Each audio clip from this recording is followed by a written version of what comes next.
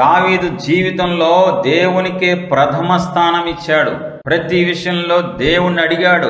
ప్రతి విషయంలో ప్రతిరోజు ప్రతిసారి దేవుని యొద్ద విచారణ చేయడంలో దావీదుకి మించిన వ్యక్తి ఎవరూ లేరండి బైబిల్లో.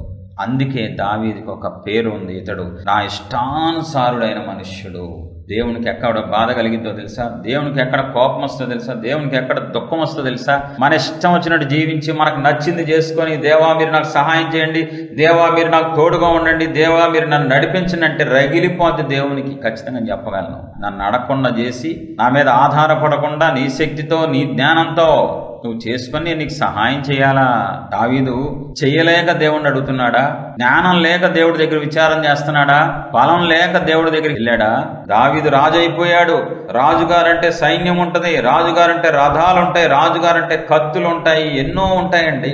అన్నీ ఉండి కూడా అమ్మో నా దేవునికే నేను ప్రథమ స్థానం ఇస్తాను, నా దేవుణ్ణి అడగకుండా నేను యుద్ధం కూడా చేయను, అదండి ప్రథమ స్థానం ఇవ్వడం అంటే. ఈరోజు ఎంతమంది దేవునికి ప్రథమ స్థానం ఇస్తున్నారు? దావీదు కాలానికి ఇంకా యేసుప్రభువు వారు ప్రాణం పెట్టలేదండి. నీకోసం రక్తం కార్చి ప్రాణం పెట్టిన దేవునికి నువ్వు ప్రథమ స్థానం ఇస్తున్నావా? అంటే ప్రతి విషయంలో దేవుని మీద ఆధారపడుతున్నావా? ప్రతిసారి దేవుని చిత్తం కనుక్కుంటున్నావా?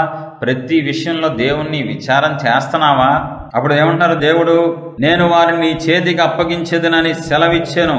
దేవుడి దగ్గర నుంచి ఆన్సర్ వచ్చిన తర్వాత అప్పుడు వెళ్ళి యుద్ధం చేస్తున్నాడండి. చాలా మంది క్రైస్తవులు తెలుసా, పిచ్చి పిచ్చి ప్రార్థనలు చేస్తూ ఉంటారు. ప్రభువా మీ చిత్తం అయితే నేను పెళ్లి చూపులకు వెళ్తాను ప్రభు, మీరు తోడుగా ఉండండి.